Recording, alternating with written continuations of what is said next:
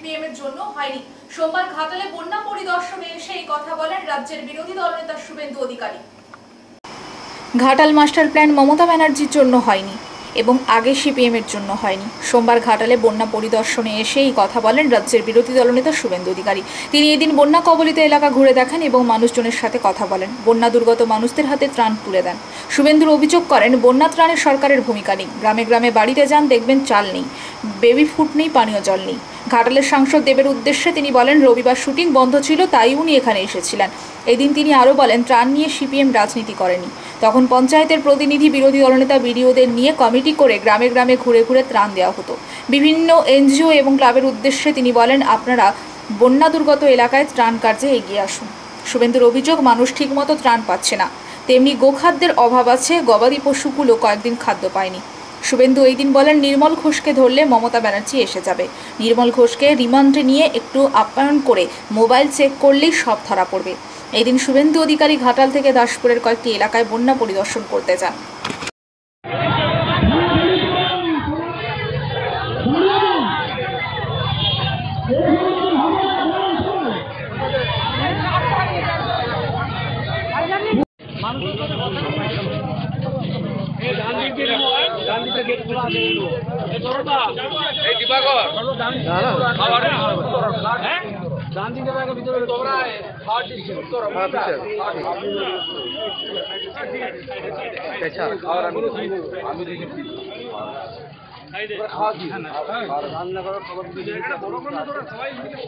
अरे side wide को लेते হবে খেলা ডেলি হবে না তোরা এমন ঢিলছ না এমন ঢিলবো সব পড়ে যাবি বলে যেমন সবাই করবে আমি চলে গেলে দিনাটা দেখবি ममता बनर्जी जिम्मेदारी है और यहाँ का सांसद नया सांसद नहीं है, वो रीक करके चुनाव जीता है। उनका 10 बছর 3 महीना हो गया, 10 साल 3 महीना हो गया। ये failure of the TMC. TMC should answerable to the people of Ghatal. कल देव ने कहा स्टेट गवर्नमेंट और सेंट्रल गवर्नमेंट उनका बाद में कुछ बोलना नहीं चाहिए। कल संडे था, शूटिंग बंद था, यहाँ शूटिंग करने के लिए आया। यहाँ बाढ़ आया, 7 दिन हो गया। यहाँ सरकार का कोई भूमिका नहीं है। यहाँ ममता बनर्जी खुद आई, क्या हुआ? आप गांव में जाइए, घर घर में जाइए, बेबी फूड नहीं है। आपका राइस, आपका dry fruit, tarpaulin, bleaching, phenyl, ये पानी जितना घटेगा उसका बाद तो ब्लीचिंग, फिनाइल, हैलोजन पाउडर का जरूरत होगा। हमारा यहाँ गोमाता है, गो खाद्यों के कोई चारा का कोई अरेंजमेंट नहीं है। पूरा सरकार फेल, सरकार नहीं है। ये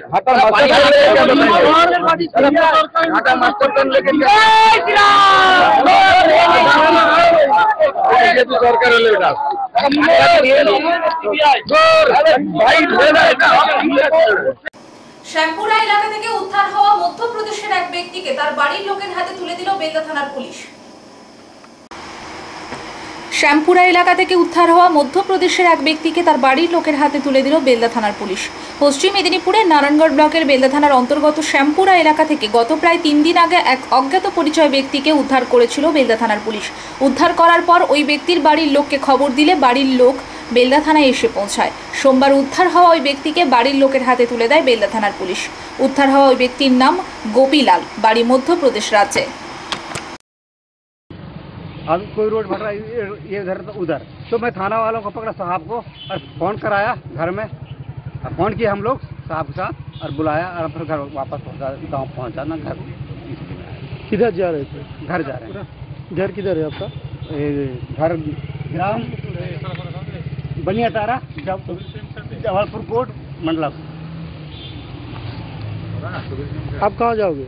घर पैदल चल के ही जाओगे? ये ट्रेन है सर। तो पैदल चल के क्यों आए थे? अगर वो भिक्षा मंगाते महारानी सरकार कोर्ट ने लिखा पढ़ी कर दी सर ऐसे जाओ, तो मैंने कहा ठीक है सर भाई ऐसे चलो। अब उधर बहुत कई प्रकार कांड हुए, बॉम्बे विस्फोट का दुनिया में सब तो चाहे आप हैं, सब टाइम हो गया। फिर साहब खाना को कहा घर जाओ बेटा कहा। পশ্চিম মেদিনীপুরের নারায়ণগড় ব্লকের বেলদার ময়নাপাড়া এলাকায় একটি জঙ্গল থেকে আহত এক ব্যক্তিকে উদ্ধার করার ঘটনায় চাঞ্চল্য ছড়ালো সোমবার। পশ্চিম মেদিনীপুরের নারায়ণগড় ব্লকের বেলদার ময়নাপাড়া এলাকায় একটি জঙ্গল থেকে আহত এক ব্যক্তিকে উদ্ধার করার ঘটনায় চাঞ্চল্য ছড়ালো সোমবার। কোথা থেকে কিভাবে ময়নাপাড়া এলাকায় এলো ওই ব্যক্তি তা জানা যায়নি। উদ্ধার হওয়া ব্যক্তিটি জানাচ্ছে তার বাড়ি দক্ষিণ দিনাজপুর জেলার বালুরঘাট এলাকায়, নাম প্রীতম মোহন্ত। তার অভিযোগ, তার এলাকার ছেলেরা তাকে মারধর করেছে কোনো কারণে, তারপর সে এখানে কি করে এসেছে তা জানেন না। ময়নাপাড়া স্থানীয় বাসিন্দারা দেখতে পেয়ে আহত ওই ব্যক্তিকে উদ্ধার করে এলাকার পঞ্চায়েতের ও 8-2 গ্রাম পঞ্চায়েতের পঞ্চায়েত সদস্য বঙ্কিম বিহারী দাস মহাপাত্রের সাহায্যে প্রথমে হাসপাতালে, পরে বেলদা থানায় পৌঁছে দেয়। আমাকে ফোনে কইছে, আমি সেখানে যাচ্ছি না, না হয় ওইটা সামনে ওটা ফোনটা রেখে কথা পরে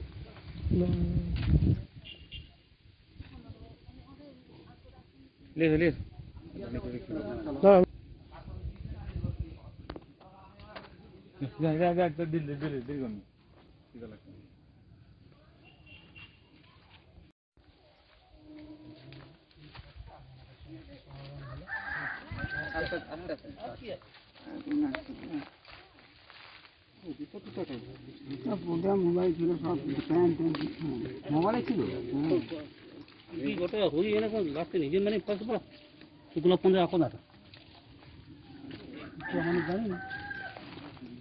ঘটনা বলতে আমাকে পঞ্চায়েত মেম্বার ভেবুদা ফোন করলেন যে এরকম একটা লোকের জঙ্গলের ভিতর একটা লোক অর্ধমৃত অবস্থায় পড়ে আছে, তো আপনি একটু থানায় খবর দিন, মরে টরে গেলে এখানকার লোকেরা তো ফেঁসে যাবে।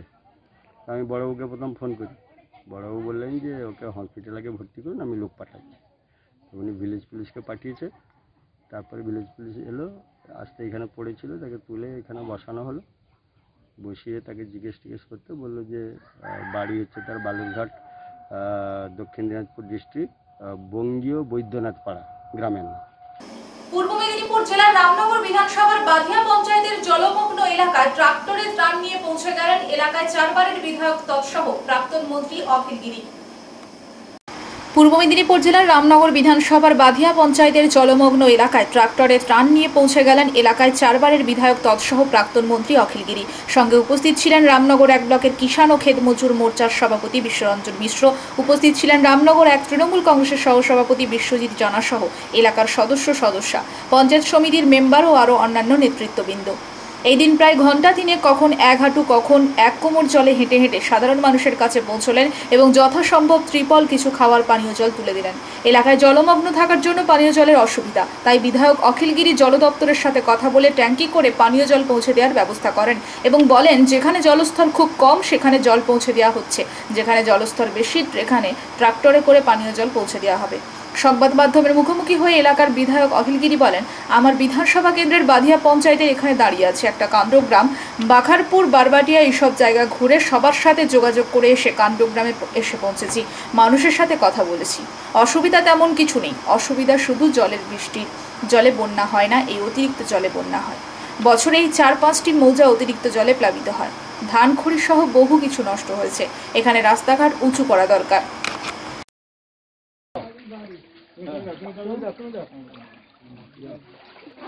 এর পেছনে অখিলদা জল ঢুকে গেছে পুরোটা। আপনার 60 দিন। হ্যাঁ হ্যাঁ হ্যাঁ,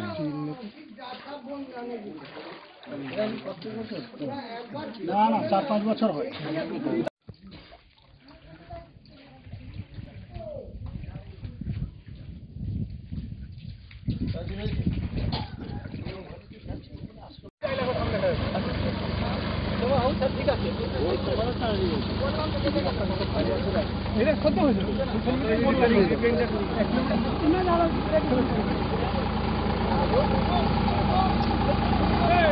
পুজোর মুখে মাথায় হাত চাষিদের, বন্যার জলে ডুবেছিল চাষের জমি, পটাশপুরে নষ্ট বিঘার পর বিঘা ধান চাষ। গত কয়েকদিন আগে ভারী বৃষ্টিতে বন্যার পরিস্থিতি তৈরি হয়েছিল পূর্ব মেদিনীপুর জেলার পটাশপুর 1 ও 2 নম্বর ব্লকের বিস্তীর্ণ এলাকা। জলে ডুবেছিল বিঘার পর বিঘা ধান জমি, মাঠঘাট। তাই ধান চাষে ব্যাপক ক্ষতি হতে পারে, কারণ ধান জমিও জলের তলে চলে গিয়েছে। জল ধরে থাকার ফলে ধান গাছের গোড়া পচতে শুরু করেছে। পুজোর মুখে মাথায় হাত চাষিদের, তাদের দাবি সরকারের পক্ষ থেকে ক্ষতিপূরণ দেওয়া হোক।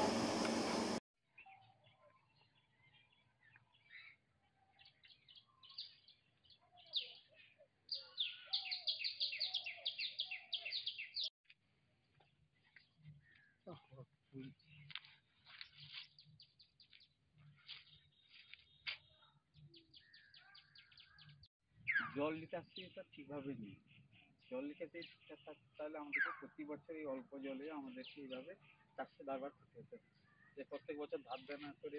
গত কয়েকদিনের নিম্নচাপের বৃষ্টিতে জলের তোড়ে ভেসে যায় অস্থায়ী সেতু। ঝাড়গ্রাম ব্লকের ছোট চাঁদাবিলা থেকে পাঁচামি রাস্তার উপর পুতরঙ্গি খালের সংস্কারের নামলেন অবশেষে স্থানীয় বাসিন্দারা। ভেসে যাওয়া অস্থায়ী সেতু নির্মাণের দাবিতে প্রশাসনকে জানিয়েও হয়নি নির্মাণ বা সংস্কার। গত কয়েকদিনের নিম্নচাপের বৃষ্টিতে জলের তোড়ে ভেসে যায় অস্থায়ী সেতু। ঝাড়গ্রাম ব্লকের ছোট চাঁদাবিলা থেকে পাঁচামি রাস্তার উপর পুতরঙ্গি খালের সংস্কারে নামলেন অবশেষে স্থানীয় বাসিন্দারা। ভেঙে যাওয়া অস্থায়ী সেতু নির্মাণের দাবিতে প্রশাসনকে জানিয়েও হয়নি নির্মাণ বা সংস্কার। উল্লেখ্য, এই সেতুর উপর নির্ভরশীল প্রায় 50টি গ্রামের মানুষ। জাম্বনি ও ঝাড়গ্রামের যোগাযোগ ব্যবস্থা এই সেতুর উপর নির্ভরশীল। জলের তোড়ে সেতু ভেসে যাওয়ার ফলে প্রায় 40 কিলোমিটার ঘুরপথে ঝাড়গ্রাম শহরে আসতে হয় এলাকাবাসীদের। বারংবার কতজনকে জানিয়েও হয়নি মেরামত। অবশেষে গ্রামবাসীরা নিজেদের উদ্যোগেই সেতু নির্মাণ করলেন। এলাকাবাসীদের অভিযোগ, দীর্ঘদিন প্রশাসনকে জানিয়েও হয়নি সুরাহা। এই সেতু ভেঙে যাওয়ার ফলে ঘুরপথে অনেকটা ঝাড়গ্রামে আসতে হয়। এর পাশাপাশি হাসপাতাল থেকে শুরু করে সমস্ত গুরুত্বপূর্ণ কাজে যেতে সমস্যায় পড়তে হয় স্থানীয়দের। শেষমেশ গ্রামবাসীদের উদ্যোগে সেতু নির্মাণ হলো সোমবার।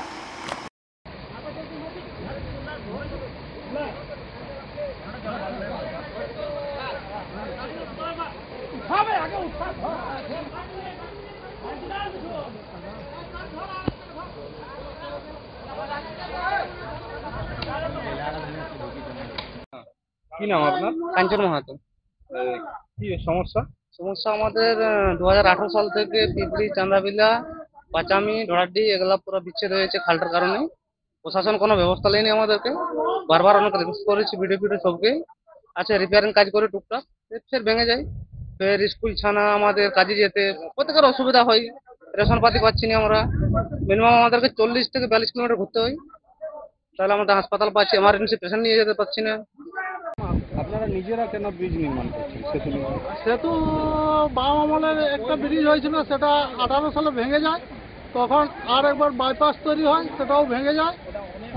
আবার বাইপাস তৈরি হয়ে ভেঙে যায়। প্রশাসন কোনো উদ্যোগ নেয় না, তার জন্য আমরা নিজের সেতু বানাচ্ছি।